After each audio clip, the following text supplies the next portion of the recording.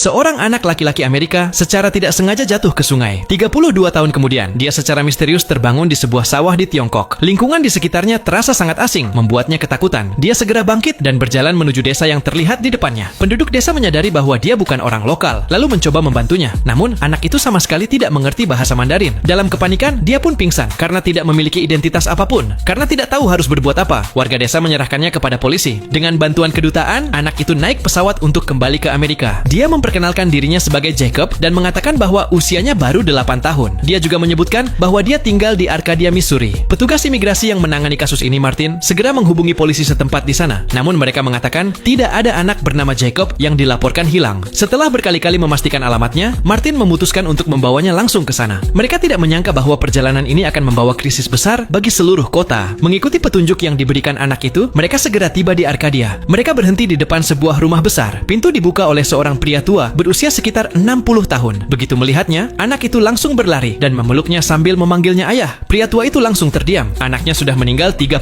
tahun yang lalu. Bagaimana mungkin dia bisa kembali? Saat itu, istrinya yang berdiri di belakang langsung mengenali anak itu hanya dengan sekali lihat. Dia membawanya masuk dan terus menyentuhnya seakan tidak percaya. 32 tahun telah berlalu, tetapi anaknya sama sekali tidak berubah. Sementara wajahnya sendiri sudah dipenuhi keriput. Tak lama kemudian, paman Jacob yang seorang polisi datang setelah mendengar kabar itu. Dia mempertanyakan Martin, mengapa dia membuat lelucon tentang anak yang sudah meninggal. Martin hendak menjelaskan, tetapi anak itu lebih dulu menyapa pamannya dengan hangat. Hal itu membuat sang sheriff terkejut. Saat semua orang masih saling memandang, tiba-tiba anak itu terjatuh dan tubuhnya mulai kejang. Mereka segera membawanya ke rumah sakit. Dr. Maggie memeriksanya, tetapi tidak menemukan detak jantung. Dengan heran, dia mengambil stetoskop dan memeriksa kembali. Setelah memastikan alatnya tidak rusak, dia mencoba lagi. Kali ini, detak jantungnya terdengar. Anak itu mengatakan bahwa Maggie terlihat seperti bibinya. Hal itu membuat Maggie terkejut, karena sebenarnya dia adalah sepupu Jacob. Untuk mengetahui kebenarannya, Maggie memutuskan melakukan tes DNA. Namun saat dia kembali ke ruangan, anak itu sudah menghilang. Semua orang segera mencarinya. Akhirnya mereka melihatnya di dekat pintu. Tetapi begitu anak itu melihat mereka, dia berbalik dan berlari menuju hutan. Dengan napas terengah-engah, dia berhenti di depan lubang pohon. Dari sana, dia mengeluarkan beberapa mainan yang sebelumnya dia sembunyikan. Pria tua itu langsung mengenalinya. Itu adalah hadiah ulang tahun yang dia berikan kepada anaknya saat berusia 8 tahun. Dia mulai memahami bahwa anak itu sedang berusaha membuktikan identitasnya, namun tetap saja sulit untuk dipercaya. Dia merasa ada sesuatu yang tidak beres dengan anak itu, terutama karena nafsu makannya yang luar biasa. Dia bisa memakan 20 sandwich sekaligus.